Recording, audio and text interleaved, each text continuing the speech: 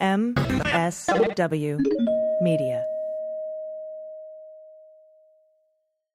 Big shout out today to Helix Sleep. Take their 2-minute sleep quiz and they'll match you to a mattress that'll give you the best sleep of your life. Helix is offering 20% off all mattress orders and 2 free pillows for listeners. Go to helixsleep.com/dailybeans and use code HelixPartner. News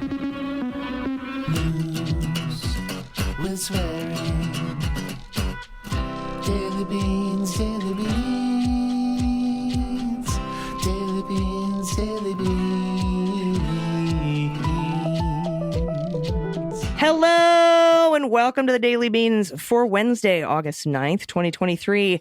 This is your host, Allison Gill, and I know we're off this week, but I promised you some smoldering amazing content while we were on vacation. And today I am joined by my friend, host of the Start Me Up podcast. Please welcome Kimberley Johnson. Hi. Hi, thank you. It's smoldering. Yes, we are a bubbling cauldron of seething desire. As Freud once defined the id, I think. First of all, I wanted to tell you to tell Bob happy birthday, belated. Oh, I will. No, it's today, his birthday. Well, when this airs, it'll be belated. But yeah, I'll tell him today. Yes, tell him today.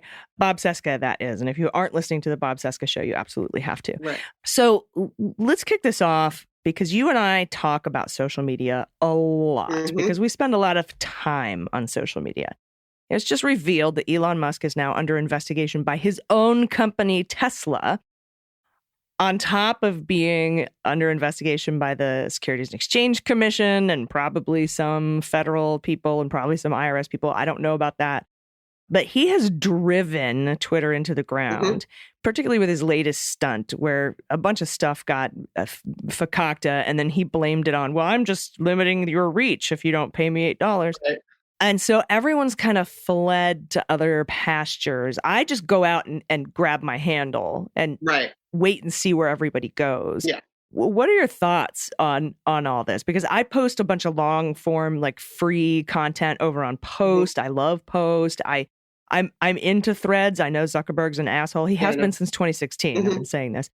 And beyond that, I mean, of course, ever since he came up with an app to judge women's faces. Right. Hence Facebook. But it's all creepy. They're all creepy. What do we do? Well, I mean, here's what I have to say. And I have a lot to say about it too. And I was very disappointed, although I can understand the fleeing over to Threads, but I was disappointed that seemed to be the one that everyone wanted to flock to. Because, yeah, I mean, you mentioned the judging women's faces. He stole Facebook in the first place. He accepted rubles so Russians could spread disinformation in 2016. He's allowed Holocaust deniers to be on his side. There's just like one after the other. He's such a horrible person. And then on my personal side of it, in 2018, I lost not only my profile, but I lost a number of political pages that I was on with somebody else. We were bloggers. And we had created this network where, you know, you had other bloggers and they had pages and everybody kind of just shared their blogs on everybody's page. And so Zuckerberg, because I believe Congress was sniffing around, he wanted to say, look, I can regulate myself. I'm going to get rid of 900 pages and profiles. So in that moment, like in a second, I lost everything. I was verified on Facebook. I had, 5,000 friends, 16,000 followers. I had all these years, pictures, just so many memories gone. And it was devastating to me. So I have this personal issue with Mark Zuckerberg, aside from all the stuff that he's done to the collective. But everybody decided they wanted to run there. So I complained for a while, but then I just sucked it up and I went over there. And I mean, right now it's just an app on the phone, at least if you have a Mac, which I do. So I can't work online and I don't like that, but it is a nice thing. I mean, Zuckerberg was smart and I do enjoy the fact that he screwed Musk because, Musk is just so pissed off, but I don't understand why, and I'm just kind of going all over the map here, but I wanted to ask you, because you have tweeted and I have tweeted that we think Musk is intentionally crashing the site. So if that would be the case, then is he really pissed off that everyone's running over to Zuckerberg? What was he expecting? Well, it's kind of like when we found the what I call the manatee text, the Manafort Sean Hannity texts, and during the Mueller investigation, I was reading them, and I'm like, they actually believe their own bullshit. So I always kind of approach all of these assholes with sort of a, are they evil or stupid or both? And, I figured, we saw him post photos at the World Cup with Mohammed bin Salman and Jared Kushner. And I'm like, guess who's not going to be CEO tomorrow? And sure enough, he put out that poll. And I'm like, I wonder who really owns Twitter, and it's Saudi backed and it's Chinese backed. And and I mean CCP, not like the people of China, but the CCP, Communist Party in China. And I'm like, all right, so this is scary because we already had Zuckerberg sell our user data to Cambridge Analytica and the Russians. Are we seeing this happen again with the Saudis? And that's what threw him under investigation in the first place. But the minute he walked in that door with that fucking sink, I was like, he's here to tank Twitter, because he's here to turn it into a Telegram, into a 4chan, right? So that we can no longer have this free marketplace of ideas. A lot of really powerful voices on the left, academics, scientists, had a lot of standing on Twitter, and a lot of people listened to them on Twitter. And it felt like that was being part of the whole goal of yanking that away from people, like with the Twitter files and this judge passing this thing that says federal agencies can't communicate with the social media companies anymore. And so it just all seemed like part of that giant plan. But then also simultaneously, he just seems like a fucking idiot. Yeah. And so it's hard for me to put my thumb on which one it is, but I think that's by design, Yeah. I think it's like, why they hired Zoolander to assassinate the prime minister of Malaysia. I mean, I guess so. But then, the whole Zuck is a cuck and let's have a dick measuring contest thing. I mean, he's just so juvenile. But how can you be upset about this when you facilitated it? Whether you're so stupid and you did it by mistake, or because you are intentionally doing it and there's some, ominous reason. I don't know. But here's one other thing I just want to add is, I've talked a lot about Spoutable on social media and everything, and I like Christopher Boozy, and I think that because he is a Black man, he has a harder time being accepted in this world. And obviously, he never took any money from venture capitalists or anything like that. So Twitter, it wasn't an exact Twitter replica immediately. So it's going to take some time. He's letting it, he's letting the community decide things. And this is what I think about Spoutable, because I really like it. And I know that the targeted harassment and all that stuff will be taken care of over there. I mean, I'm sure if trolls want to go over there, and they can do what they want to do, but there will be repercussions. I think, though, that because somebody like Ted Cruz or Marjorie Taylor Greene wants to lie, I don't know that they're going to go over there because they'll get kicked off immediately. And I think in the long run, Spoutable will be kind of an oasis, not necessarily like a liberal bubble where we all echo each other, but just because there are people who disagree. And of course, liberals all disagree with each other. We're just all cats who, we can't agree on anything. Yeah. And we have independents and soft Republicans over there. Exactly. Yeah. So, we can have debates over there, but we don't have to worry about all of the horrible, disgusting things that you see on so many of the other sites. I'm also on Blue Sky, and even though that's in beta mode right now, I will say, out of all of them, I have been on it, whether it's on my laptop or on my phone, and then I think I'm on Twitter because it's so much like Twitter, but it's still in beta mode, and I don't know when it's going to come out. But yeah, on Threads is Threads, and the brilliance of Threads, I think, was just pairing it with Instagram and getting automatic followers. And you've got all of them, Washington Post, NPR, all the big names, celebrities, like you were saying, scientists, they're automatically on Threads if, or getting their followers if they just go over there. So as much as I hate Mark Zuckerberg, I gotta say, because I feel like it's like Steve Bannon screwing over Roger Stone. And you're like, go, Steve Bannon. But I don't want to support him anymore, but we're stuck supporting him. So there we are. Yeah, we didn't get the cage match because Elon's mom said no. Yeah, I know. We probably won't get the dick measuring contest, but do we really need it? So, and I thought of this, like the danger of killing Twitter or what's happening over on Twitter as we approach the 2024 election disinformation season. And I was worried, but also on the other hand, Republicans are sort of fucking up the election for themselves. Yeah. I mean, we have this ridiculous weaponization committee in Congress where they just keep stepping on rakes. Everybody says, just rake steppers. It just turns out their number one whistleblower, the one that was going to blow the roof off the Biden bribery scheme, the reason he couldn't come in and testify, he's a fucking fugitive to the law. He was indicted. He was indicted by the U.S. Justice Department for arms trafficking, for violating sanctions against Iran, for lying to law enforcement, which completely ruins his credibility as any kind of a testifier in front of any body, sworn under oath or not. And also for being an unregistered foreign agent for the CCP. So here we have, and every accusation is a confession, right? So we're like, Eric Swalwell, you were in bed with a Chinese spy. No, actually, y'all were. Then when the indictment came out, of course, the Republicans are like, look, right when he's about to blow the cover off this whole thing, Biden's DOJ indicts him. And then we learned, no, he was indicted a year ago and then skipped bail and ended up in Cyprus and was out and on the lam now because he's extradition, because we couldn't be extradited. They couldn't find him to extradite him to the United States to face these charges. And the Republicans are like, oh, he's a credible fellow. You'll see, we'll get him in here. And they still, after all that, want to bring him in and question him. And it's like, great, well, then we'll know where he is. We can arrest his fucking ass. What are you talking about?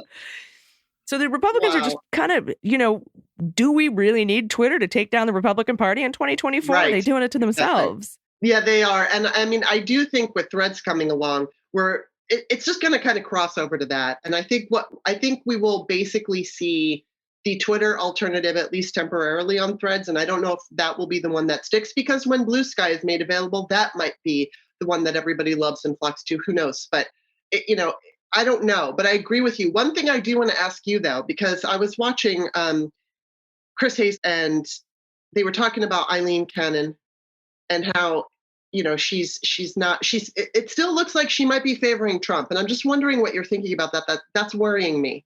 I haven't seen any overt actions since last August with the whole special master thing. I haven't seen any overt actions in this particular trial scenario where she has done that. We are waiting, however, with bated breath for her to rule on Trump's motion to postpone the entire trial until after the election. And then I think we'll know for sure, because she really hasn't done much else. She scheduled a quick trial. The DOJ wanted to delay it. She did a 4-day delay for Walt Nauta to get his shit together and show up for the SEPA conference and get all of his ducks in a row. So the 4-day delay didn't bother me. Everybody was like, the headlines were like, Judge Aileen Cannon, unnecessary trial delay. And I'm like, it's actually 2 business days. I'm like, come on, guys. And it sucks to have to stand up for Judge Aileen Cannon, but but let's wait until she does some fucked up shit. And she has a real great big opportunity to do that any minute now when she rules on Trump's motion to just forego the whole fucking trial until after 2024.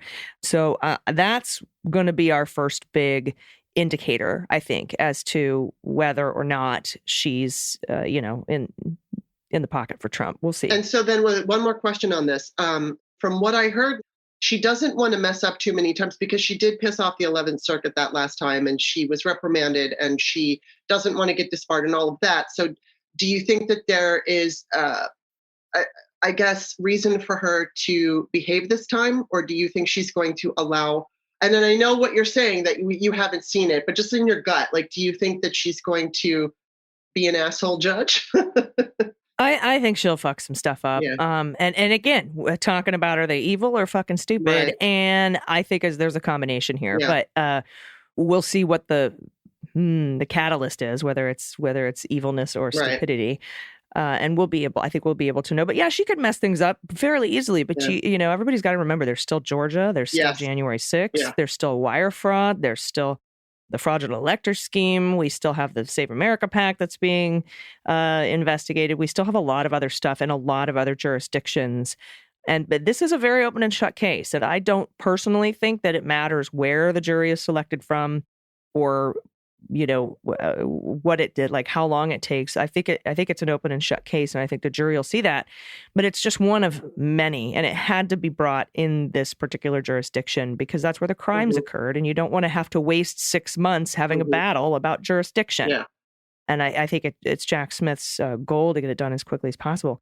So, we'll see. But that's another example of Republicans just eating their own. And then now we've got this Iowa abortion ban, the Florida abortion ban. We've got what's going on in Ohio with their special election and putting abortion on the ballot to enshrine it into their constitution, trying to make it have a 60% threshold in the August special.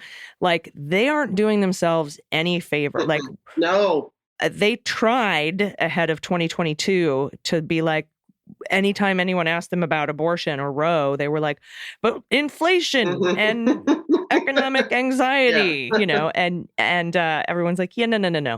And it didn't work, and it's not going to work this time. And now they seem to sort of be embracing it. Yeah. I mean, Pence is out here with a 15-week abortion ban federally. Like, it's just they aren't doing themselves any favors. So we'll see how the battle between actual free speech on Twitter and the 2024 election goes. But there's always going to be disinformation. Now the right wing has learned from Russia how to disinform, and they'll be doing it. They'll be doing it themselves. So we need to take a quick break. We're going to come back. We're going to talk about your show because you have some amazing guests coming up or that may have just recently been on. And then we'll talk about some corruption in the Supreme Court and where we go from there. So we have a lot more to talk about, but I just need to take a quick break. Everybody stick around. We'll be right back. After these messages, we'll be right back. Hey, everybody, I've always had a tough time sleeping. And I don't know if it's a combination of my PTSD and anxiety or the orange guy being in the White House for so long, or a combination of both. But all of those problems got solved when I got my Helix mattress. They make it so easy. They customize it to my exact needs. It delivers. Head and Shoulders, the best mattress I've ever owned. Just go to helixsleep.com/dailybeans. Take their 2-minute online sleep quiz. They'll match you to a customized mattress that will give you the best sleep of your life. And you'll get 20% off all mattress orders and 2 free pillows. And that's good news because we know the Pillow Man is selling all of his pillow making stuff. So now you can get 2 free pillows from Helix Sleep as well. You don't have to rely on the Pillow Man. But just like fingerprints, our sleep preferences are uniquely ours. Helix knows this. They have 20 different mattresses to choose from. They have a range for individuals, including big and tall folks and even little kids. It's an impressive lineup. They have the award-winning Luxe collection, the new Helix Elite collection, which just takes sleeping to a whole new level. I prefer a medium firm bed, and I sleep on my side, so my mattress is the Helix Midnight. And you can find your own personal match by taking that 2-minute Helix sleep quiz. And once you find it, you order it and it will arrive at your doorstep free of charge. They were recognized by GQ and Wired in 2020 as the #1 mattress pick. And they have over 12,000 5-star reviews. Helix isn't just my favorite, it's everybody's. So no more mattress shops, no more guesswork. Just for you, your perfect Helix mattress and the best sleep of your life. Helix is offering 20% off all mattress orders and 2 free pillows for listeners. Go to helixsleep.com/dailybeans and use code HelixPartner. This is their best offer yet, and it won't last long. With Helix, better sleep starts now. Hey, everybody. Welcome back. We've been talking with the host of the Start Me Up podcast, which if you aren't listening, you need to immediately begin. Her name is Kimberley Johnson. Hi, Kimberly. Hello. So where were we? We were talking about just the Republicans shooting themselves in the foot. Yeah. And I want to talk about, because this ties in with some of the amazing new stuff that you're going to be doing on the Start Me Up podcast as we enter into the 2024 election season. And it's so important that we have independent, incredible voices like yours out there battling the disinformation, getting the experts on the show, and just getting that sort of citizen journalism that we need headed into this election cycle. Talk a little bit about Start Me Up and what's going to be new. Well, it was so funny. I started this in 2016, and my initial thought about my podcast was like, oh, well, I'll just have some of my friends on and just some people I know from social media. And then, of course, it grew into what it is today. And mostly I've been focusing on politics. And because I used to be an actor, and I've been followed by some actors on Twitter, I have invited them on my show. And I found that, I really thoroughly enjoy talking to the actors so much. And I spent a decade doing it. I was studying it and I was pursuing it. And I did work on Days of Our Lives for 7 years as a cop. It was a small role, but hey, it was on TV. And I've seen the photos. I love it. They used to call me Diva Cop, by the way, which always made me laugh, but all the makeup artists did. And that was a really fun situation. But I think I'm trying to remember the first actor I had on, and it might have actually been Vincent D'Onofrio.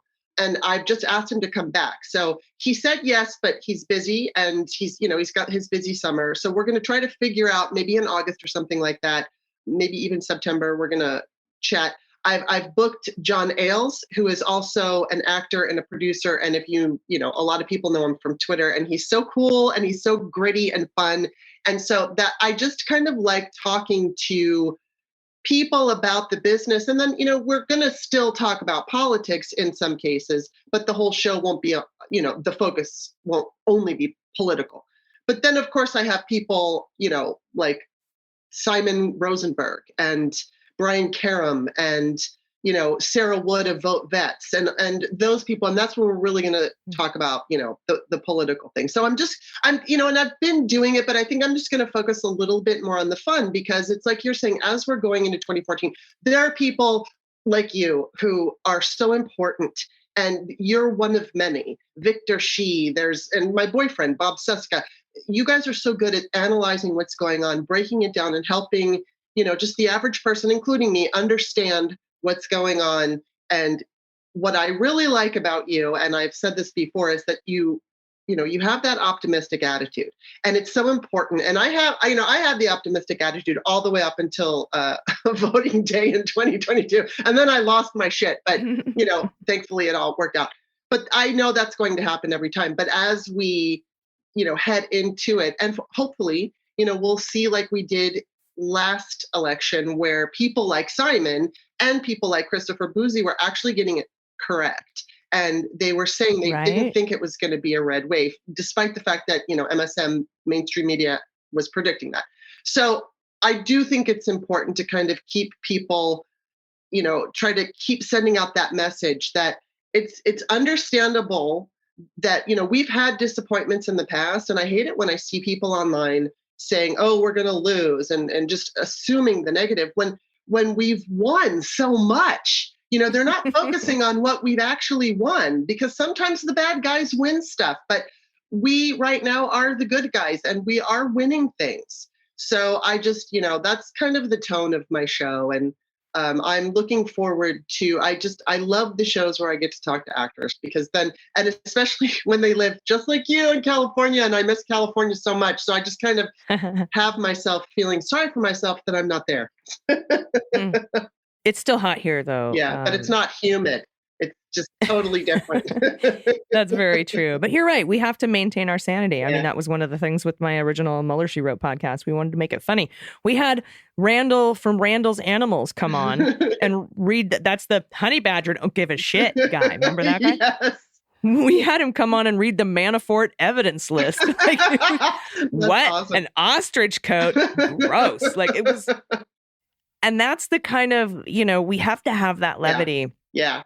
And we have to have those breaks, because we have to maintain our sanity. And that's what I'm hoping that, I am all about, political rage and channeling it into activism. We've done so much with that.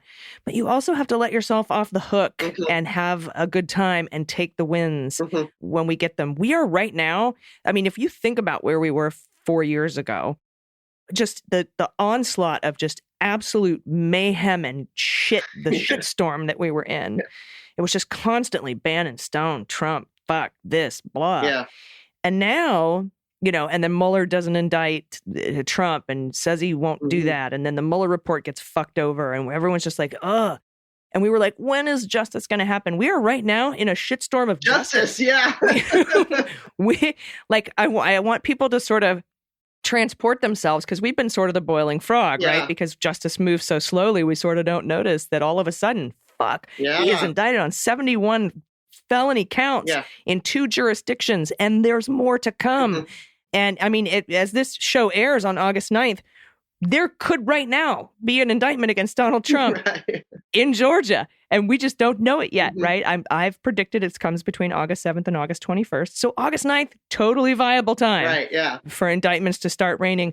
And then we haven't even talked about the remaining 8 million Jack Smith investigations, and then other ones like the Trump Truth Social investigation. And there's just so much. And I just, sometimes I wish people could see it for what it is, and like think about it from yourself back in 2020 when we were all on lockdown and everything was terminal and horrible and we didn't really even know if we had a future, to where we are now, and sort of bathe yourself in the justicey goodness. Yeah, it feels amazing, and it's so good to see it happening. And here, one thing that I really want to drive home is that, so many of us, he's been called Teflon Don, and we've talked about how he gets away with everything, and so many people are just dying to see him in prison, which we'll see if that actually happens. But regardless, I think right now he is scared. I think he is legitimately scared because he's never, ever had to deal with anything like this. He's always dealt with civil suits, and it's always been about, you have to pay a fine or whatever, and he gets out of things. He's not getting out of this. And on top of it, it's what everyone's talking about. It's not just some lawsuit that no one knows about and he's just, dealing with it quietly. It's everyone in the world knows about it. Everyone in the world is watching and talking about it. And he understands the pressure that he's under. That's why he wants to push this stupid documents case all the way till after the election, because he's terrified. And I think we all have to take a moment to enjoy the fact that he's feeling the heat from all of his crimes, at least some of them. I think Lawrence O'Donnell put it best on his show. He's like, every day for the rest of his life will be worse. And he will never be happy. He will always be running from the law. He is going broke. He couldn't get a loan to pay E. Jean Carroll. The DOJ just decided not to certify him in that case now. So he's on his fucking own. And that trial starts, I think, the same day the Iowa caucus happens. So it's always, every day for the rest of his life is going to be awful and terrible, and he's going to be mad and throwing things and sweaty and awful and pissed and scared, and that is at least justice by proxy, kind of, right? It's a certain kind. It's like karma in that he's feeling it now because he's never had to. He's always just skipped through it, and he's in a different kind of prison for the rest of his life. Yes, exactly. Exactly. And we can't forget that, because I think that we have a tendency to assume that he's just skipping along feeling great. And I really don't think he is. Yeah. And everyone is like, no, you should be sad. This is a sad day in America. I'm sorry. No, it is absolutely 100% permissible to be happy with justice. Yes. And if you have a personal thing where you're happy with the suffering of evil fascists, cool. But the celebration is that justice is being done. And I always ask people, what does justice look like to you? To me, it's indictments, because that's the last thing that we can control as voters. We can vote for the president, who appoints the attorney general, who appoints the special counsel, who hands down the indictments. We as voters can't control the jury. We can't control what the judge does. We do control who is a judge when we vote. The judges are appointed by the person that we elect to president. But for me, justice is indictments.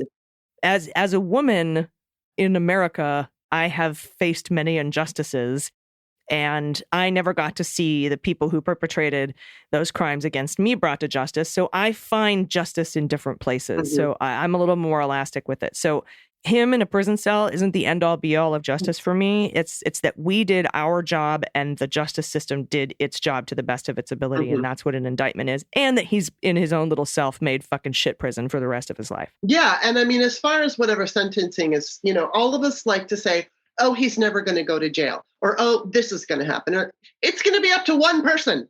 You do not know what that one person is going to decide. I can understand that the argument made that he's never going to see inside of a prison cell, maybe that's true. But in if it were me and he, if I were the judge and he was found guilty, convicted, whatever, whether it's J6 or whatever, rather than necessarily sending him to jail, if that wasn't an option for them, I think they should just rent a house, like a modest house, have the Secret Service watch it and just monitor everything. And so that it's not cruel and unusual. He could have guests, but everything would be monitored. And when I've posted this online, everybody goes, no. And it's like, I'm not saying that's going to happen. I'm just saying I would rather it be that than Mar-a-Lago and take away his ability to, communicate with the world online and, give him a what is it? Closed TV stuff. They could show shows like, all those shows from the like the 80s sitcoms. He can watch those, like Different Strokes. And, Facts of Life.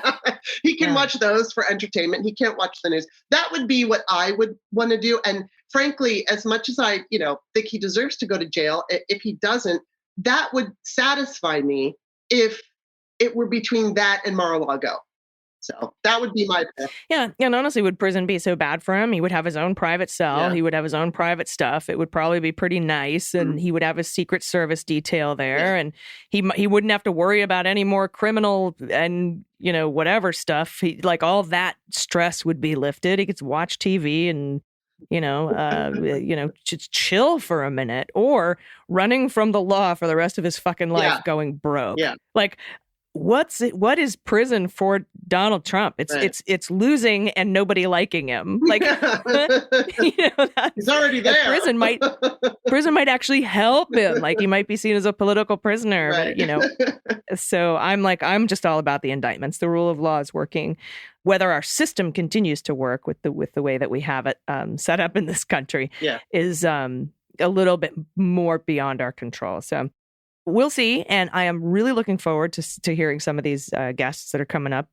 It's called the Start Me Up podcast. You can find it wherever you get your pods. It's also just happens to be on the MSW Media Network. Yes, it does. The cooperative of independent creators making amazing podcasts like you. So thank you so much again for hanging out with me. This was a wonderful chat. I look forward to more in the future. Kimberley Johnson, thank you. Thank you. All right, everybody. You have been listening to The Daily Beans on our week off. Thank you so much. We will be back tomorrow with some new content. Fear not. Until then, please take care of yourselves, take care of each other, take care of the planet, take care of your mental health, vote blue over Q, and bring someone with you. I've been AG, and them's the beans. The Daily Beans is written and executive produced by Allison Gill with additional research and reporting by Dana Goldberg. Sound design and editing is by Desiree McFarlane, with art and web design by Joelle Reeder with Moxie Design Studios.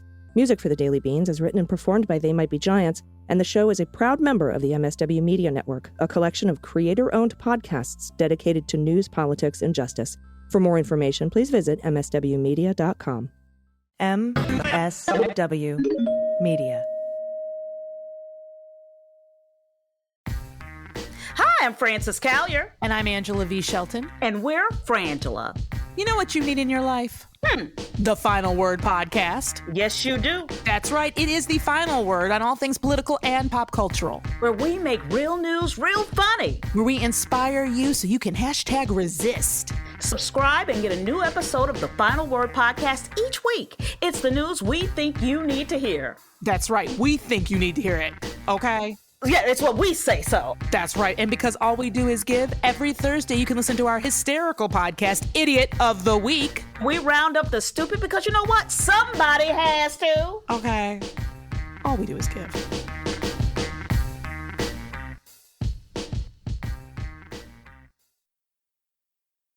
When's the last time you didn't feel enough? If you relate to this question, you want to check out our podcast, Authentically Us. Yes, guys, our podcast, Authentically Us, is where we talk about what it means to be authentic in everything that you do, in every space that you occupy. Tony and I created this podcast to create a space to talk about just who we are, our experiences, and just things that we are going through.